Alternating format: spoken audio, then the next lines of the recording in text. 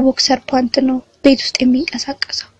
ሰረቅ አርጌ አይኔ ወደሱ ስወረውር ያልቆመ ቁላው ምራቄን አስዋጠኝ። ይሄማ እንኳን ቆሞ እንደዚሁም ቢከተው ጩኸቴን እለቀዋለሁ ብዬ ሴቷን ማድነቅ ጀመርኩ።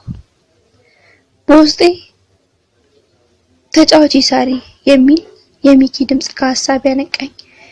ምን እንደሚያጫውተው ተጫዋች ትላለህ ጋግርታም፣ እኔን እንኳን መች ታጫውተኛለህ አለች ሰብለ። እኔም በውስጤ የወሬ ጨዋታው ቀርቶብኝ አልጋ ላይ ባጫወተኝ አልኩ። ሳሪ ቢራ ጠጪያ፣ አንተ እስኪ ቢራ ክፈትላት አለችው። ተነስቶ ከፍሪጅ ቢራ መጣልኝ። ቢራውን ሳይሆን ቁላውን እያየው ተቀበልኩት። ለራሱ ጂን ቀርቶ ቁጭ አለ። ሰብለ ቆንጆ እራት አቅርባ በልተን ቡናዋን ጠጣንና እኔና ሰብለ ቢራችንን ሚኪ ጂኑን መጠጣት ቀጠልን።